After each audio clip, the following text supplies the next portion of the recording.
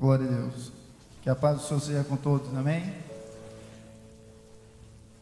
Vamos ler a palavra de Deus nessa noite no livro de Filipenses. Filipenses,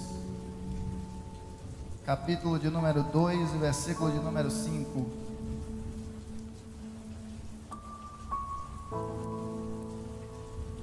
Filipenses capítulo 2, versículo 5. Será o texto onde nós vamos abordar a palavra do Senhor nessa hora.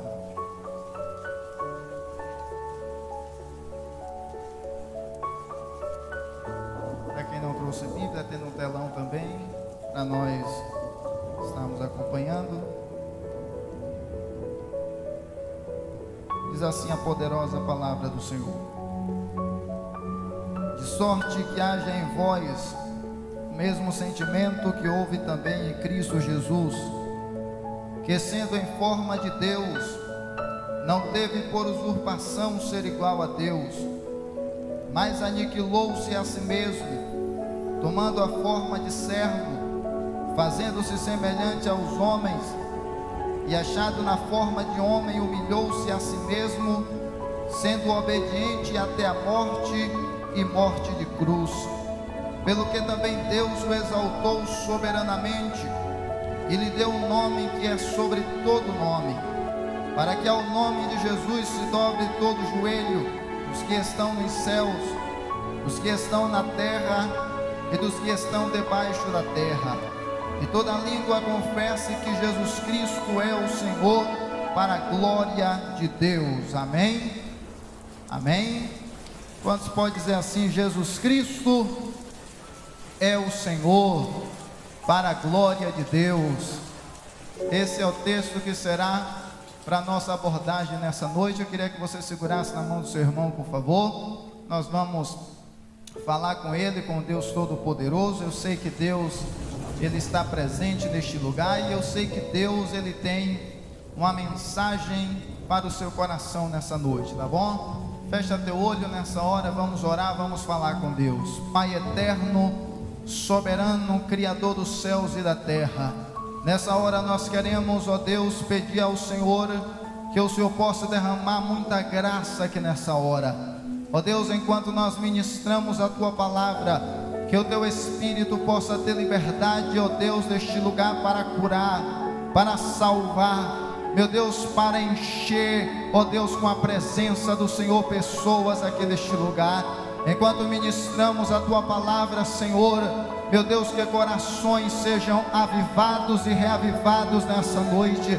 Enquanto ministramos a Tua palavra, ó Deus, que o Teu nome permeie em cada alma nessa noite, trazendo esperança, trazendo vitória, trazendo o poder de Deus em nome de Jesus. Senhor da glória, sabemos que é o Teu Espírito que fala às igrejas.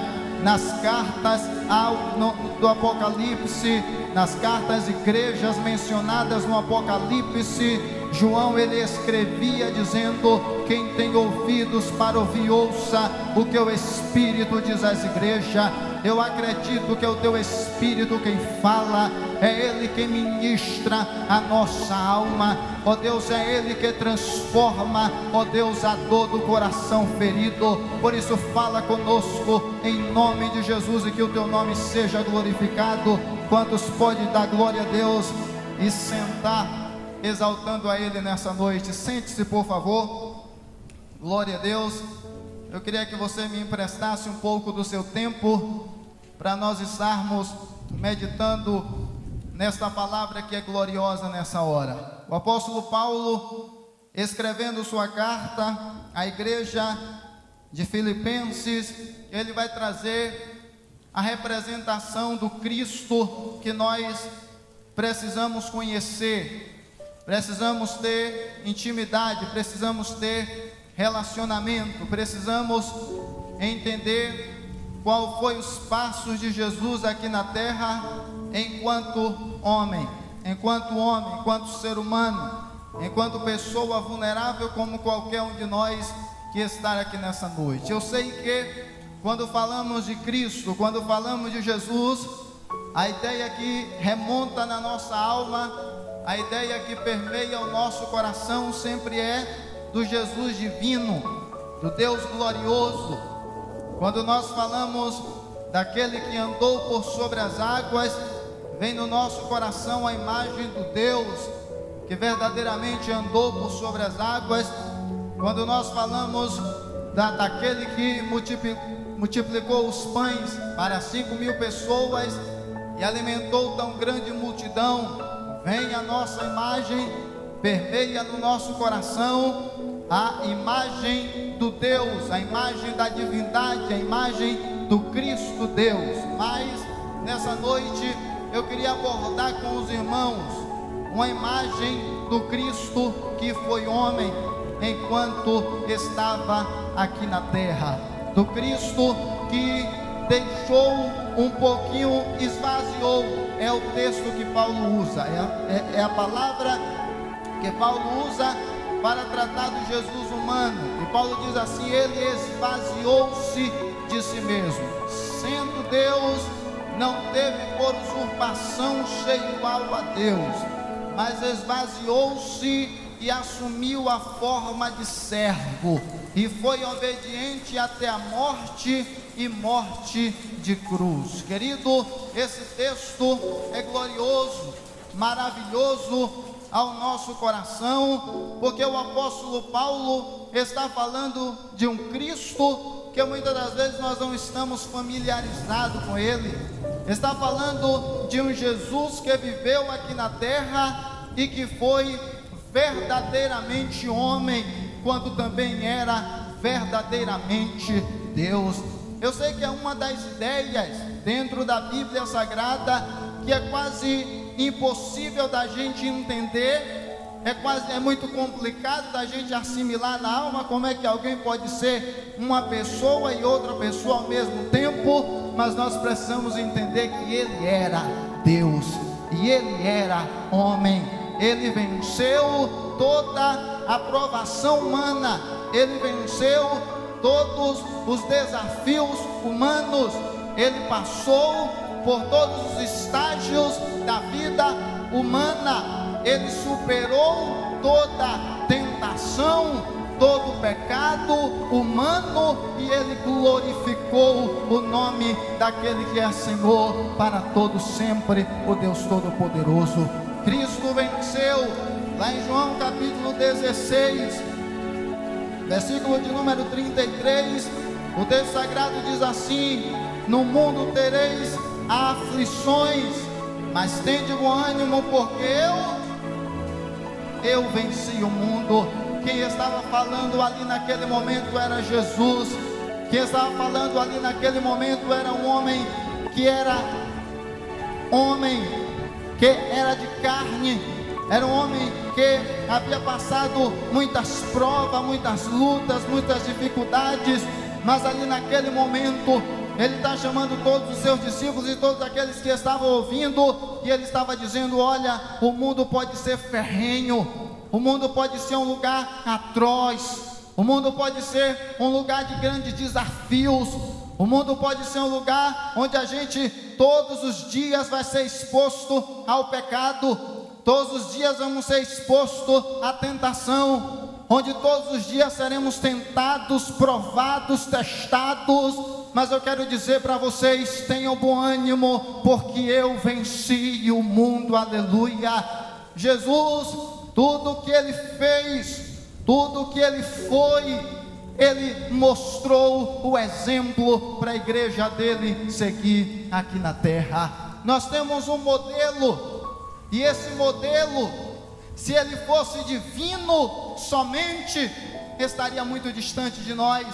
Porque imagina, toda vez que você olhasse para aquele Jesus da Bíblia, você iria dizer: ele venceu porque era Deus, ele fez porque era Deus, ele só conseguiu aquilo ali porque ele tinha Deus, ali ele era Deus, e de alguma maneira, com o poder de Deus, ele conseguiu fazer aquelas coisas todas. Mas não, nessa noite vamos entender isso. Jesus era humano, mas ele tinha um relacionamento com Deus que todos nós precisamos ter na nossa vida. Ele tinha um relacionamento de entrega, um relacionamento de dependência, um relacionamento onde ele entendia que ele, sendo homem, mas tendo Deus no controle da vida dele, ele podia andar sobre as águas, ele podia vencer o deserto, ele podia vencer as provações da vida, e ele podia viver uma vida como Deus queria que ele vivesse e que o ser humano viva aqui nessa terra. O Jesus que foi na cruz, o Jesus humano, que era Deus também, ele mostrou para cada um de nós há 2000 anos atrás que nós precisamos ter um relacionamento com Deus que vá além das nossas imaginações, que vá além do nosso entendimento. É um relacionamento de entrega. Lá em Mateus capítulo 18, versículo de número 2 e 3, alguém está perguntando a Jesus quem é que é o maior no reino dos céus, quem é que tem uma posição mais elevada. De repente Jesus, ele chama uma criança e ele coloca no meio daquela aula a figura de uma criança, e de repente Jesus aponta para aquela criança e Jesus diz assim no versículo de número 3: em verdade vos digo que se não vos converterdes e não vos fizerdes como crianças, de maneira nenhuma entrareis no reino de Deus. A figura de uma criança representa a figura da pureza, a figura da confiança, a figura da entrega, a figura de alguém que entrega-se completamente a confiar em outra pessoa, que muitas das vezes ele não conhece, a se entregar completamente em confiança a alguém que ele nunca viu, que ele não sabe quem é, mas ele passa a confiar, ele passa a se apoiar naquela pessoa. A criança passa a viver um relacionamento completamente entregue àquela pessoa que ele passou a confiar. Jesus está falando exatamente isso. Quando nós nos entregamos a Ele, quando nós nos aproximamos de Deus, precisamos entender que Ele é o nosso Pai, e diante dele nós temos que ser a criança que se entrega aos cuidados do Pai Celeste. Aleluia. Aqui o apóstolo Paulo está apresentando o Jesus que nasceu de uma virgem, o Jesus que viveu no meio de uma corrupção total, o Jesus que viveu no meio de pecados, de escândalos, o Jesus que viveu como qualquer criança, o Jesus que teve uma vida como qualquer ser humano, mas ele não deixou se corromper pelo sistema do seu tempo, ele não deixou se corromper pelo sistema da sua época, porque ele tinha um compromisso de relacionamento com aquele que é Senhor de toda a terra, o Deus Todo-Poderoso. Então, quando na narrativa de Paulo ele diz assim: sendo Deus, não teve por usurpação ser igual a Deus. Sendo Deus, ele poderia se utilizar das prerrogativas de Deus para fazer qualquer coisa, mas ele disse não, ele deixou de lado. Ele poderia se utilizar de toda a autoridade de Deus para fazer qualquer coisa, mas ele disse não, ele esvaziou-se de si mesmo. Ele assumiu a forma de homem, assumiu a forma de servo, e como servo em tudo foi obediente ao Senhor dos céus e da terra. E em razão da sua obediência, Jesus, ele fez coisas extraordinárias. Querido, o que nós precisamos compreender é que Deus, ele precisa, Deus, ele quer um povo que se envolva mais com ele, um povo que acredite mais, um povo que confie mais, um povo que se entregue a Ele mais, um povo que queira viver com Deus um relacionamento total, um relacionamento de entrega, um relacionamento onde Deus seja o centro de tudo, e Jesus conseguiu esse feito. Se nós analisarmos em todos os evangelhos, nós vamos ver que em grande parte daquilo que Jesus fez, na ressurreição de Lázaro mesmo, João 11, o texto sagrado diz que antes de ele chamar Lázaro para fora, ele ergue a mão aos céus e ele diz: graças eu te dou, ó Pai, porque eu sei que o Senhor me ouviu, eu sei que o Senhor sempre me ouve, e eu só estou dizendo isso por causa das pessoas que estão aqui, porque eu quero que elas creiam que o Senhor me enviaste, aleluia. Quando Jesus vai repartir o pão na multiplicação dos pães, ele pega o pão, levanta para o céu e ele dá graças a Deus por aquele alimento. Irmão, é relacionamento com Deus, é relacionamento com o Senhor, e é isso que nós precisamos no contexto da nossa vida. Um relacionamento de confiança, um relacionamento de entrega. Imagina ele sendo Deus, mas ele pegando as prerrogativas de Deus e colocando do lado, e ele dizendo como homem: eu vou confiar plenamente no Senhor enquanto homem aqui na terra. Eu vou confiar plenamente no seu poder, eu vou viver o seu poder, eu vou viver a sua grandeza, eu vou viver a sua dependência, eu vou viver o que o Senhor deseja para mim. Jesus, ele foi a figura do homem perfeito, aquilo que Deus criou Adão para ser, mas no processo da vida Adão deixou-se levar pelo pecado, Adão deixou-se levar pela corrupção, no seu tempo pela desobediência, e ele não conseguiu, como homem perfeito, levar à frente o projeto, o plano de Deus. Jesus não, Jesus ele foi um homem perfeito. O que Adão não conseguiu, o que depois de Adão nenhum homem conseguiu, Jesus de Nazaré, ele conseguiu ser para Deus o homem perfeito. Quando você olha para Jesus, você olha a figura de um homem que venceu o pecado, que venceu as corrupções, que venceu o sistema, que venceu todo o mal e que glorificou o nome do seu Pai aqui na terra, aleluia.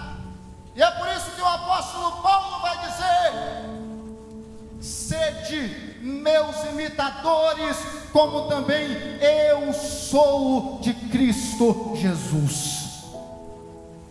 Paulo estava imitando Jesus enquanto Deus?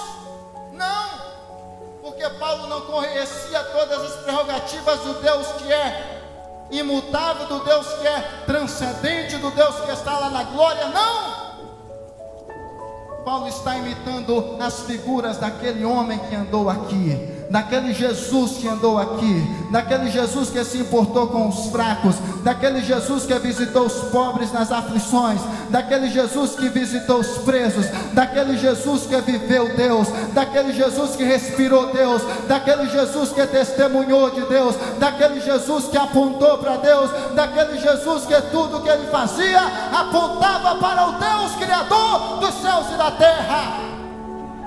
E ele está dizendo: sede meus imitadores, porque também eu sou de Cristo Jesus. E o que nós precisamos na nossa geração, enquanto homens, é olhar para aquele homem. Porque o que acontece com o evangelho do nosso tempo, de tanto nós olharmos para um Jesus divinizado, de tanto nós olharmos para a Bíblia e dizermos em tudo: não, ele fez porque era Deus, ele conseguiu porque era Deus, e a gente não voltar atrás e dizer assim: não, ele conseguiu porque ele manteve relação com Deus, ele conseguiu porque ele conseguiu viver o que nenhum homem conseguiu viver, um relacionamento poderoso com Deus dos céus. Muita gente tem abandonado a caminhada por conta disso, Muita gente tem deixado de seguir a fé por conta disso, e muita gente tem deixado de vir por conta disso também.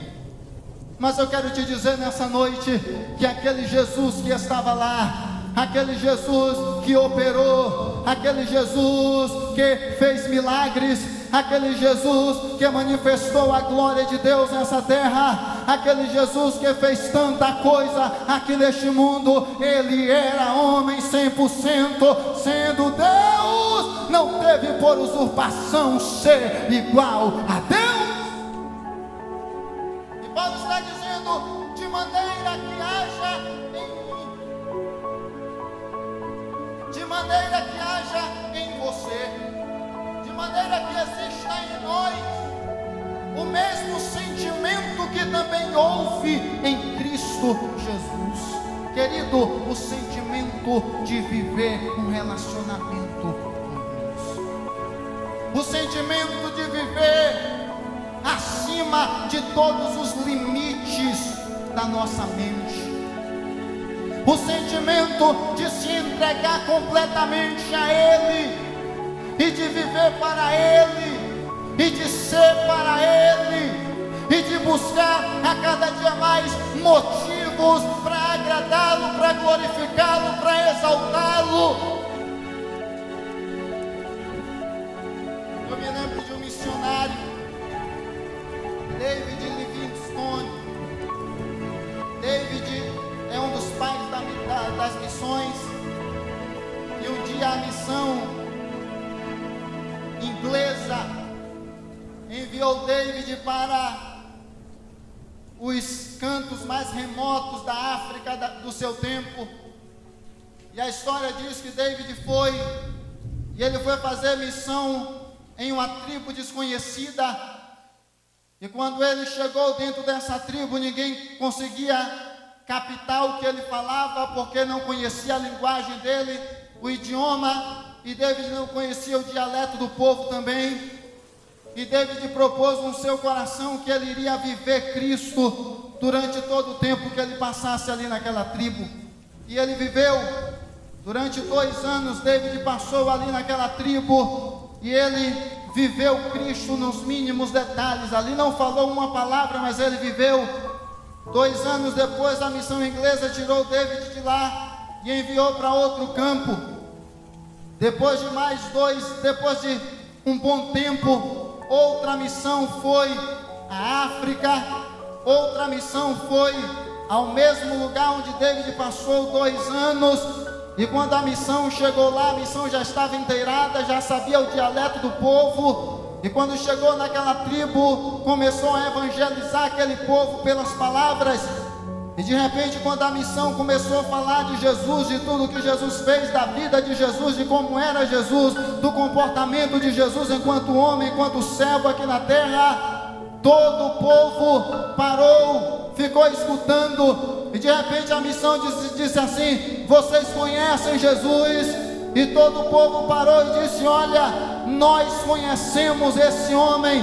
Há determinado tempo ele veio aqui na nossa tribo, ele passou 2 anos aqui conosco, e depois ele foi embora, e nós queremos aceitar esse Jesus que era aquele homem.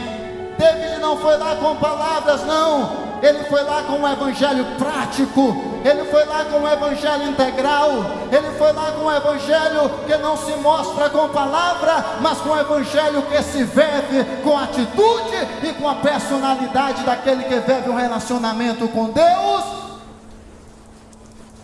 E é o que nós precisamos enquanto igreja, é o que eu preciso enquanto servo, é o que você precisa enquanto serva. O que? Esvaziar-se de você mesmo, para Jesus poder nos usar de uma maneira poderosa nessa terra, para Jesus poder nos usar de maneira que impacte multidões com a mensagem do Evangelho. Eu preciso me esvaziar de mim mesmo. Eu preciso muitas vezes me esvaziar da religiosidade. Eu preciso me esvaziar dos meus egos. Eu preciso me esvaziar daquilo que eu quero. Eu preciso me esvaziar daquilo que eu penso. Eu preciso me esvaziar das minhas ideologias. Eu preciso preciso me esvaziar da minha vida, que muitas vezes não está me levando a nada, e eu preciso deixar que a vida de Deus se manifeste na minha existência. Eu preciso deixar que a vida de Deus tome conta da minha. Eu preciso que a minha mente seja a mente de Cristo. Eu preciso que o meu olhar seja o olhar de Cristo. Eu preciso que as minhas mãos toquem como as mãos do Salvador tocou. Eu preciso que minhas pernas vão até onde as pernas do Salvador foi. Eu preciso que a minha vida reflita a imagem do Deus invisível aqui na terra. Porque nós somos igreja com esse propósito. Nós somos igreja para isso.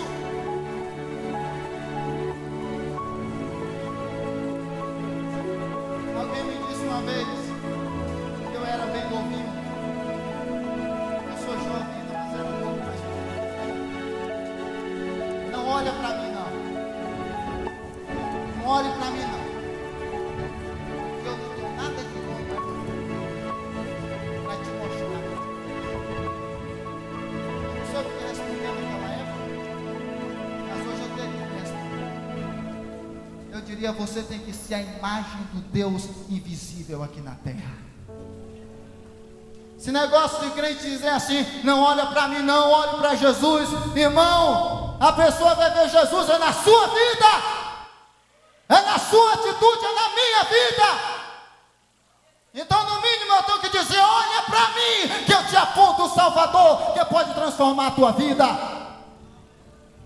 Esse Jesus que Paulo está apresentando é o Jesus que era Deus, mas esvaziou-se do direito de ser, porque ele assumiu forma de servo, e como servo ele cumpriu toda a vontade daquele que o chamou para aquela obra gloriosa. Quer fazer mais para Deus? Se esvazie. Quer fazer mais para o Senhor?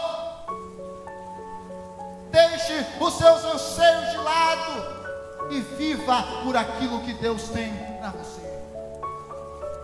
Quando Jesus esvaziou-se, olha o texto, versículo de número 8 diz assim: achado na forma de homem, humilhou-se a si mesmo, sendo obediente até a morte, e morte de cruz. Ele humilhou-se a si mesmo, se rebaixou, se colocou no mais fundo lugar, no lugar mais vazio, no anonimato.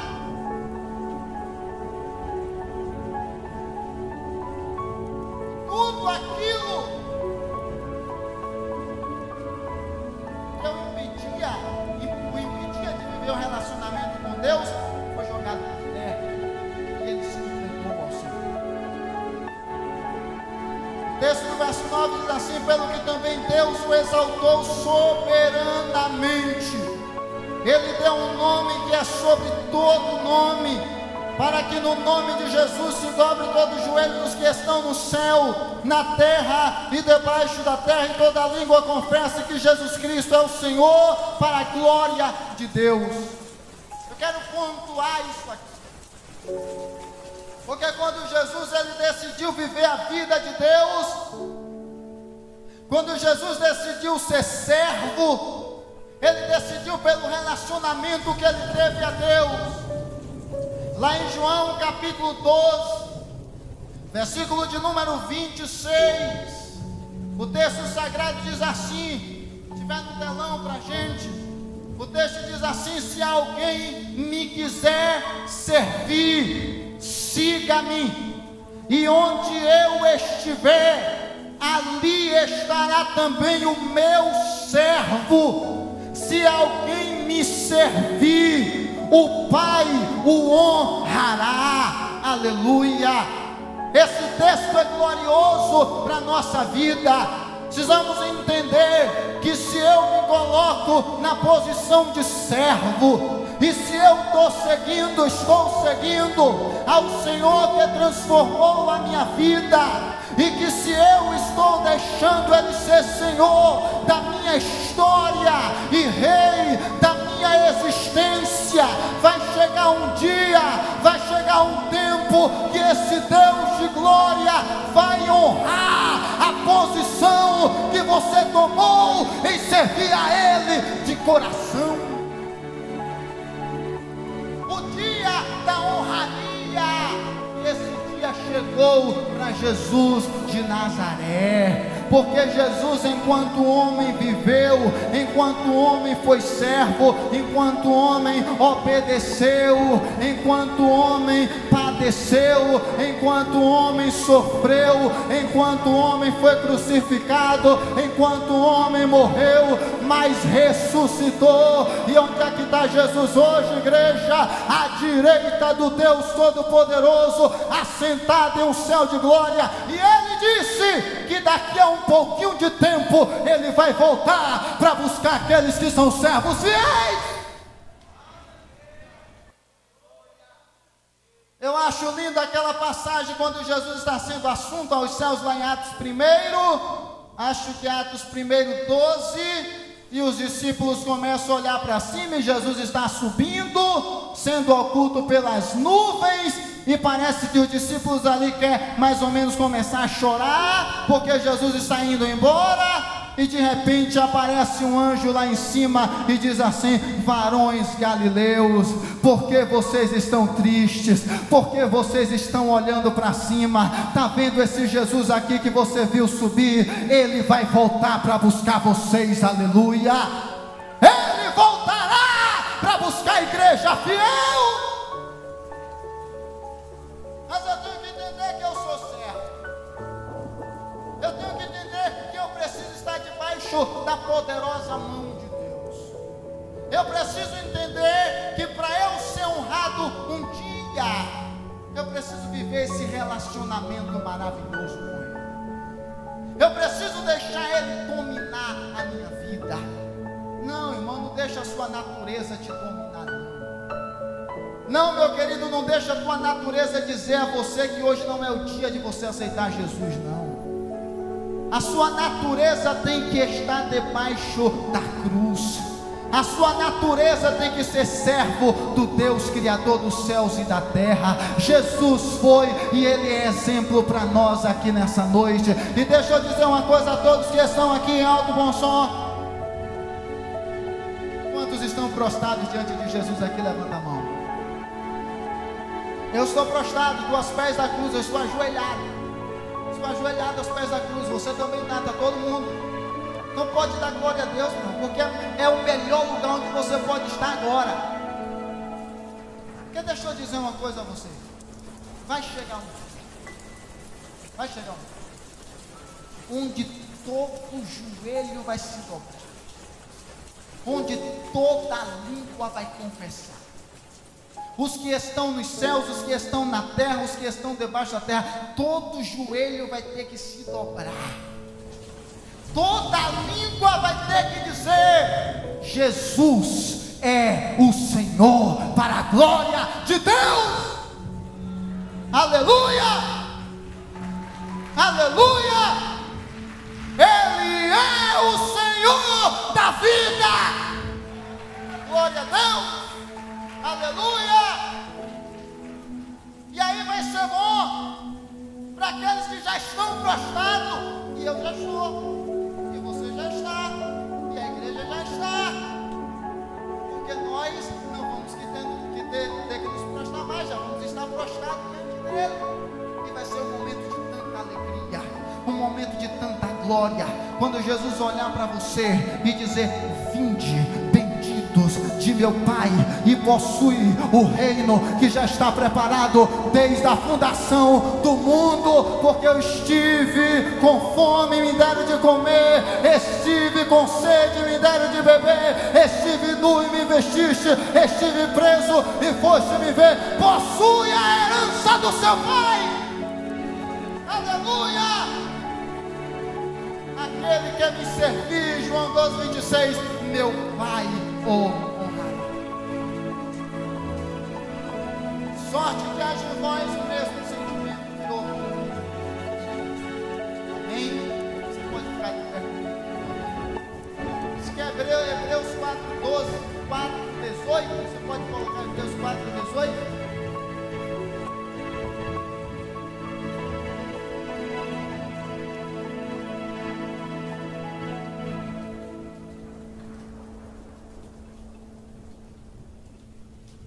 Hebreus 4:18, estou vendo 4:1 aí, está meio confuso. 4:18.